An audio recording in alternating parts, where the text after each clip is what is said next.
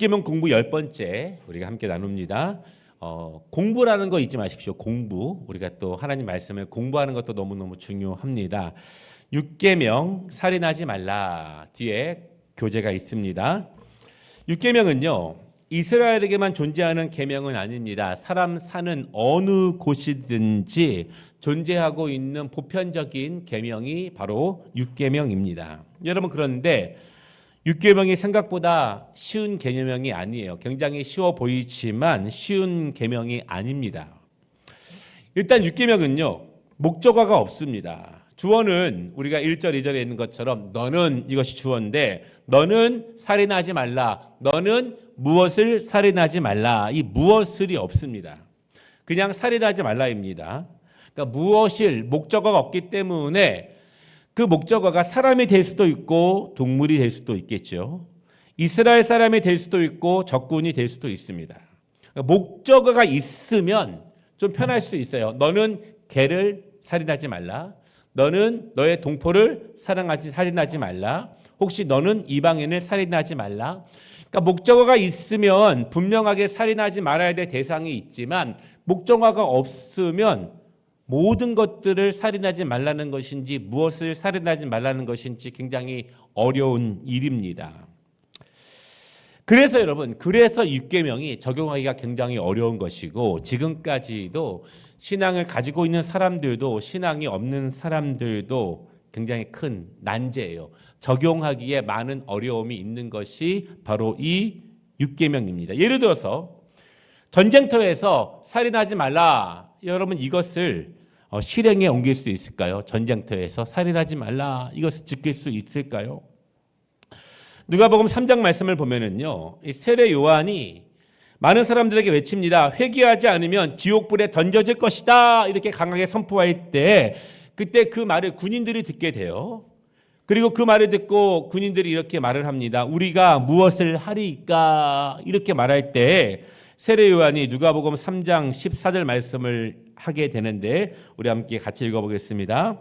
사람에게서 강탈하지 말며 거짓으로 고발하지 말고 받는 급료로 족한 줄로 알아 하니라.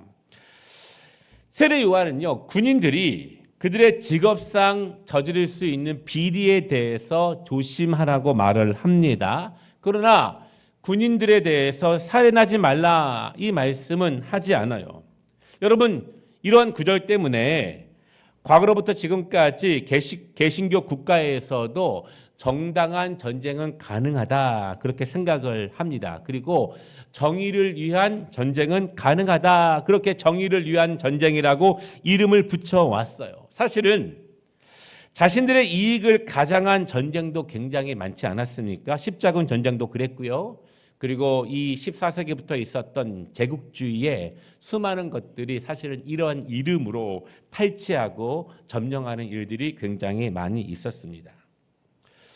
6계명이 어려운 이유는요, 과거로부터 지금까지 사회적으로 문제가 되고 있는 이슈들과 연결이 되기 때문에 그래요. 다른 어떤 계명들보다 사회적인 많은 이슈들과 연결되고 있는 것이 이 6계명이기 때문에 믿음의 사람들도 이 6계명을 바르게 이해하기가 쉽지 않습니다. 예를 들면 낙태에 대한 문제가 있고요. 안락사에 대한 문제가 있고요. 자살에 대한 문제가 있고 또 사형제도 같은 문제들이 있을 수 있어요. 살인하지 말라. 낙태는 살인인가? 예로부터 기독교는 전통적으로 낙태를 살인이라고 생각을 했습니다. 그러면 또 다른 문제들이 생기잖아요. 그러면 언제부터 살인이 되는가? 몇 개월부터 언제부터 우리는 살인이라고 말해야 되는가? 굉장히 많은 논쟁들이 사실은 있습니다. 폭행에 의한 임신은 어떻게 대처해야 되는가? 이 과거와 현재 그 해석과 실천이 너무너무 다른 것이 사실이죠. 여러분, 과거에는 수많은 전쟁들이 있었잖아요. 사실은 이 20세기 중반까지만 해도 전 세계는 수없이 많은 전쟁들과 종족의 싸움들이 굉장히 많이 있었습니다. 그 많은 전쟁의 가장 강력한 피해자 중에 한 부류는 여성들이었습니다. 그리고 점령군들에 의해서 많은 임신들이 있었습니다. 또 과거에는요, 어떠한 근친상간도 굉장히 많이 있었습니다. 그런데 그때 이 6계명을 근거로 해서 아이를 낳아야 한다. 살인하지 말라. 이렇게 말할 수 있는가? 그것에 대한 논쟁들이 굉장히 많았죠. 그럼에도 불구하고 생명은 귀하기 때문에 살인하면 안 된다라고 말하지만 또한 여성의 인권들과 사람들의 인권이 점점 강조되면서 지금은 또 다른 이야기들이 굉장히 많이 나오고 있는 것도 사실이에요. 최근에는 자살 문제도 사회적으로 많은 이슈를 만들고 있습니다. 기독교 안에서도 논란이 많이 있죠. 많은 연예인들이 스스로 삶을 마감하는데요. 연예인들의 그런 모습은 TV에 또한 나오지 않습니까? 뉴스에도. TV에 나오면 그 연예인들의 그 장래 모습 가운데 성도 이렇게 이름이 붙여져요. 그리고 십자가도 있고 또 예배를 드리는 모습도 나오기도 합니다. 자살은 살인인가? 자살한 사람은 구원을 받지 못하는가? 최근에는 우울증들이 많죠. 이 만성적인 우울증도 있지만 급성적인 우울증도 굉장히 많이 있습니다. 그래서 우울증에 의해서 스스로 삶을 마감하는 사람도 굉장히 많이 있죠. 이것을 질병으로 인정해야 하는가 아니면 이것은 율계명을 어기는 것인가? 교파마다 사람마다 시대마다 굉장히 다른 견해와 해석들이 있는 것이 사실입니다. 최근에 안락사에 대한 설문조사가 있었습니다. 아주 최근에. 이 결과를 보니까요, 60%에 가까운 일반인들은 찬성을 해요. 그러나 목회자들 가운데서는 찬성하시는 분들이 30%가 채 되지 않았습니다. 그러니까 의학적으로 완전히 소생이 불가능한 환자를 의학적인 수단으로 생명을 연장해야 하는가 아니면 의료적인 도움으로 생을 마감하게 하는 것도 괜찮은가에 대한 논쟁들이죠. 이것은 생명윤리와 의료윤리가 함께 맞물려 있는 것입니다. 사형제도는 어떻습니까? 아주 흉악한 살인범들이 여전히 많아요. 흉악한 죄를 지은 사람들이 많습니다. 이 살인죄가 아니더라도 경제사범들, 여러 큰 사범들이 굉장히 많이 있죠. 수많은 사람들을 고통으로 몰아넣고 있는 또 전세 사기 그런 사람들. 우리나라는 실질적인 사형제도가 운영되지는 않아요. 우리나라가 굉장히 오랫동안 사형제도가 진행되지는 않습니다. 살인죄다 할지라도 국가의 힘으로 범법자의 생명을 국가가 결정하는 것이 과연 옳은 것인가? 우리는 그것을 신앙인의 모습으로 어떻게 바라보아야 하는가? 왜 많은 나라들이 사형제도를 없앨 때 그 없애는 것 가운데 기독교적 어떤 해석은 어떻게 들어가고 있는가에 대한 부분들도 있죠. 여러분, 전쟁에서 다른 나라 군사들을 죽이는 일은 어떠할까요?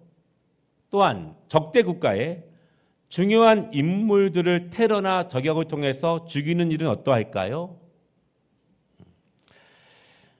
2001년 9월 11일 제가 이 날을 여러분도 기억하지만 제가 더더욱 기억하는 날은 제가 목사고시 보는 날이었어요.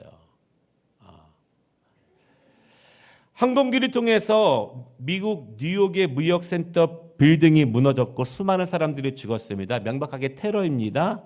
그러나 그들은 그것을 성전, 거룩한 전쟁이다. 그렇게 이야기를 해요. 굉장히 큰 사건인데 보는 면이 너무너무 다르고 그것을 바라보는 확신들이 너무너무 다르죠.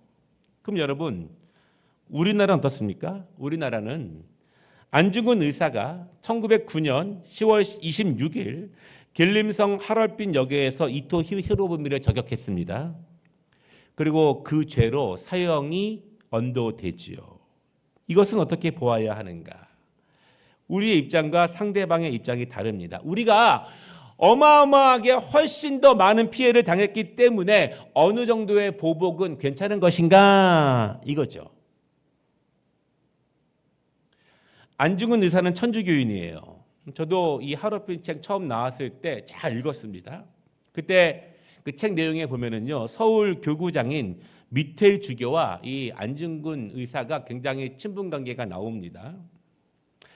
안중근 의사가 저격을 한 다음에 일본군에 의해서 사형을 언도받습니다. 그리고 사형 날짜가 다가오자 가족들은요, 죽음을 앞두고 드리는 미사인 종부 성사를 미텔 대주교에게 부탁을 합니다. 그러니까 가톨릭은 총 7번의 큰 어떠한 그 미사가 있는데요. 태어날 때부터 견신해서 죽을 때까지 우리로 말하면 임종 예배 같은 거예요. 그러나 이 밑에 신부가 안중근 의사의 종부 성사를 거부해요. 난 못 해준다. 왜냐하면 안중근이 이토 히로부미를 살해한 것을 회개해야만 종부 성사를 들어줄 수 있다. 그렇게 말을 합니다. 그러나 안중근 의사는 회개하지 않아요.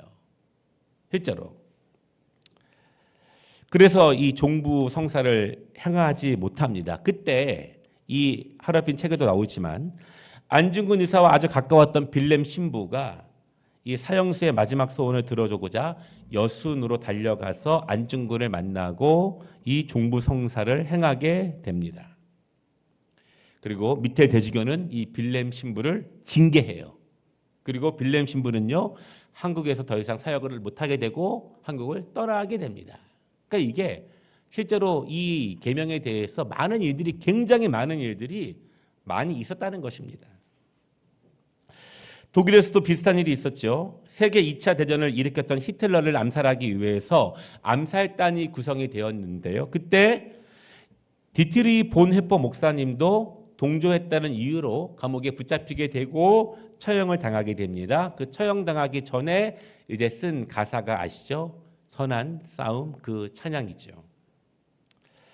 본 헤퍼 목사님은 미치광이가 버스를 몰고 있는데 그를 제거하지 않으면 더 많은 사람들이 다칠 것이다 라고 믿으면서 암살 모의에 구체적으로 가담을 하게 되었습니다.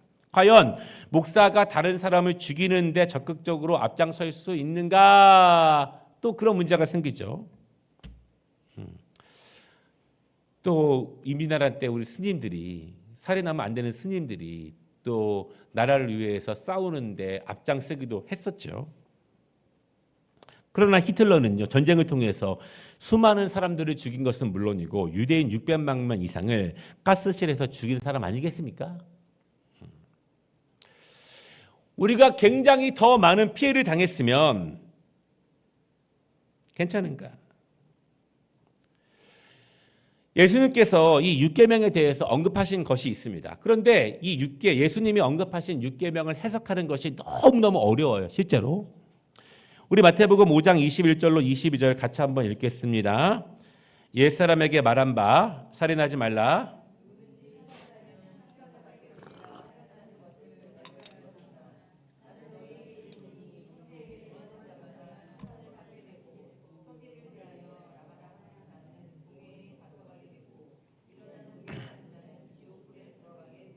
네, 영어로 이렇게 말하죠. 잘 따라오고 있으니까 여러분이 강의 잘 보시면서 잘 따라오십시오. 그래야 잘 읽을 수 있으니까. 네. 이 말씀이 참 이해하기 어려운 말씀이에요. 예수님은요, 살인하면 심판을 받는다고 말씀하시면서 그거의 연장선상에서 형제에게 라가라고 말하는 자마다 지옥불에 들어가게 될 것이다 이렇게 말씀하고 있습니다. 라가 이 말은요, 우리식으로 말하면 무식한 놈, 골빈 놈아 이런 뜻입니다. 그 정도로 지옥불에 들어간다고 하신 이유가 무엇일까? 이것을 살인하지 말라와 연관해서 예수님께서 말씀하신 이유가 무엇일까? 사실 굉장히 해석하기 어려운 말씀이에요. 그러나 여러분, 우리가 지금은요, 또 우리가 어렸을 때 친한 친구에게 욕하는 것에 대해서 우리는 그렇게 크게 심각하게 죄책감을 갖고 접근하지는 않습니다. 국가에서 산하 제한을 하게 되면 어쩔 수 없이 낙태를 하는 사람도 많아요. 왜냐하면 국가의 권력이 그렇기 때문에. 또 예수님 당시를 보게 되면, 모세의 당시를 보면 국가에서 아이를 죽이는 일이 발생하게 되고 그것을 피해서 숨는 일이 또 발생하게 됩니다. 또 지금은요, 자살한다고 구원받지 못하는 것이 아니다 이렇게 말하는 분도 굉장히 많이 있어요. 그럼 여러분, 우리가 더 많은 피해를 당했고 더 많이 희생했기 때문에 적군의 어떤 사람을, 유력한 사람을 저격하는 것은 정당하고 도리어 의인이라고 대우받는 것도 사실이죠. 사실은 그래서 이 6계명은 다른 모든 계명보다 난제예요.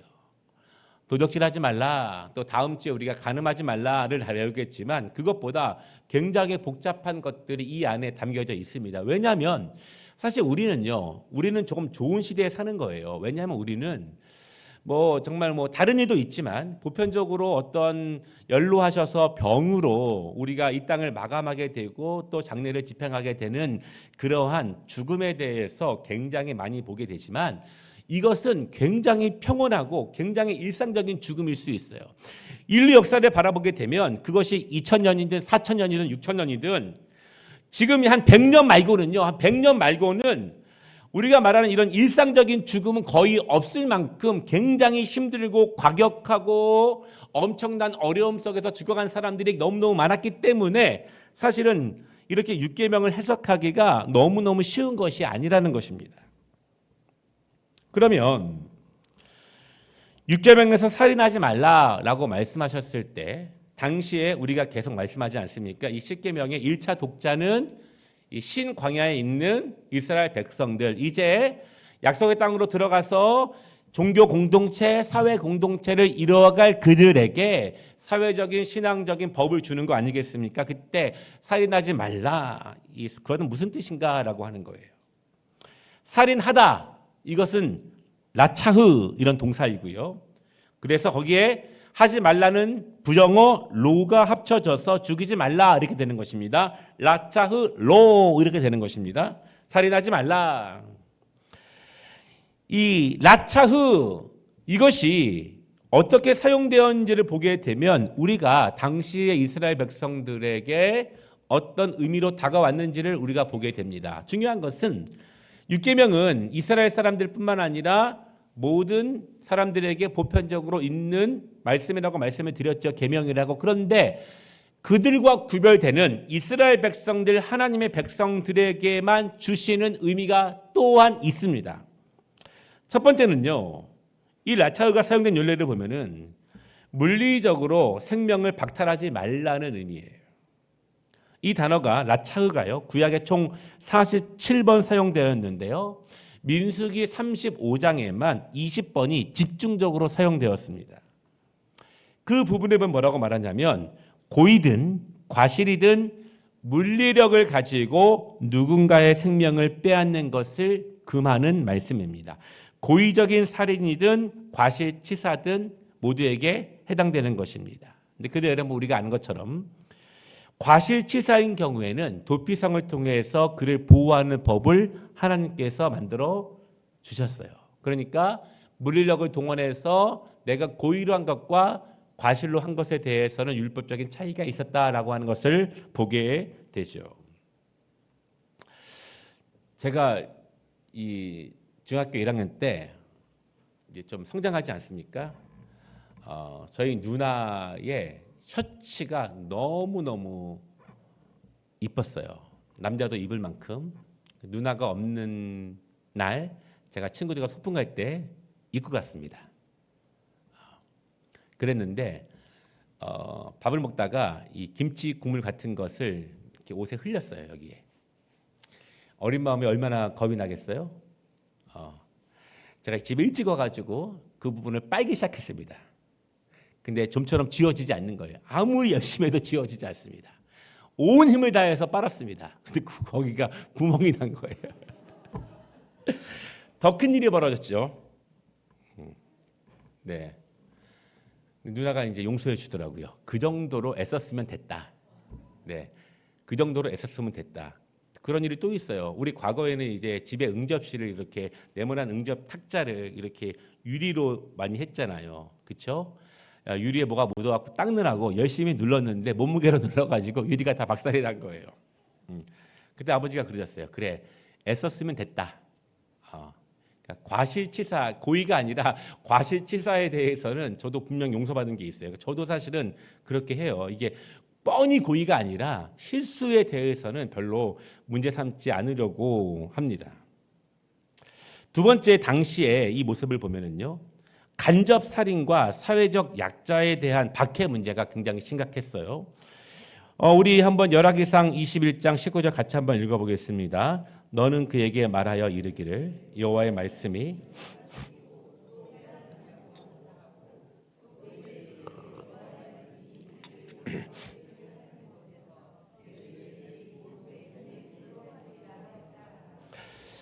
여러분 이것은 이제 아합 왕이 나봇의 포도원을 빼앗는 그 모습입니다. 이 아합은요 나봇을 직접적으로 살인하지 않았습니다. 겉으로 보면 법적인 하자가 없어요. 가짜 증인을 내세웠고 가짜 판결을 하게 되고 율법대로 진행을 하게 됩니다. 그러니까 요즘으로 말하면 거짓 어떤 뉴스를 통해서 가짜 증인들과 가짜 증언을 통해서 정식 재판을 통해서 그 사람을 사형에 처하는 것입니다. 왕이 그런 일을 하니까 누구도 말을 하지 않지만 하나님은 그 죄를 물으시는 거예요. 힘 있는 자들이, 정치인들이, 관료인들이 자신의 힘을 이용해서 이익을 취하고 다른 사람들의 생명과 이익을 쉽게 생각하고 고통을 주고 또한 죽음으로까지 몰아가게 하는 것들, 우리가 사극에 보면은 여러분 정말 그 정치적인 차이 때문에 얼마나 많은 사람들을 죽음으로 몰아넣습니까? 하나님이 그것에 대해서 책임을 물으신다는 거예요. 그래서 우리가 힘 있는 사람들에 대해서 더 많이 기도를 해야 되고 그들은 정말 각성을 할 필요가 있어요. 그들의 힘을 스스로를 위해서 사용하지 않아야 된다는 것이죠. 세 번째는요, 굉장히 중요한 것이고 지금 이 시대에 바르게 적용해 볼 만한 분명한 말씀인데요. 아주 특이하게 성경은요, 서녀 성폭행을 살인으로 말하고 있습니다.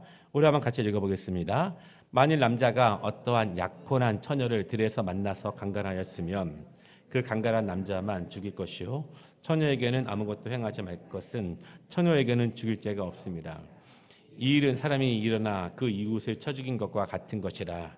남자가 처녀를 들에서 만난 까닭에 그 약혼한 처녀가 소리질러 구원할 자가 없습니다. 다음 주에 이제 그 간하지 말라에 조금 더 말씀을 나눌 부분이 있는데요. 처녀 성폭행 이것을 뭐라고 부르냐면 영어할 때 혼의 살인 그렇게 불려집니다. 처녀가 강간당하는 것은 육신은 살아있지만 그 혼은 죽는 것과 같다 그런 이치예요. 그 여인이 앞으로 어떠한 심정으로 살아갈 수 있을까? 그것은 육체가 살아있으나 실제로는 죽은 것과 같다는 것입니다. 살해난 것과 같다는 거예요. 그래서 처녀를 강간한 남자는 죽이라 이렇게 말씀하십니다. 그 예외는 다음 주에 좀 나오는데요. 이렇게 말씀하고 있는 거예요. 분명히 죽이라. 굉장히 어려운 말씀이에요. 이 율계명이 굉장히 어렵습니다. 다시 말씀드리지만 교단마다 조금씩 입장이 다르고요. 좀 강경하거나 좀 덜하거나 시대마다 조금씩 달라진 것이 사실이에요. 또 지금은 어떤 종교적인 것이 좀 힘을 잃어가고 있으면서 정치적인 부분으로 좀 이런 정치를 가진 사람들은 그것을 그렇게 말하고 어떤 정치를 가진 사람들은 그렇게 이야기합니다. 그러나 중요한 것은 우리는 과연 성경이 무엇이라고 말하는지에 대해서 중요하게 생각해 볼 것이 있어요. 성경은요, 죽이는 것에 대해서 딱 두 가지만 말씀하십니다. 첫째로 고의로 다른 사람을 죽인 자는 죽여라. 이거예요. 고의로.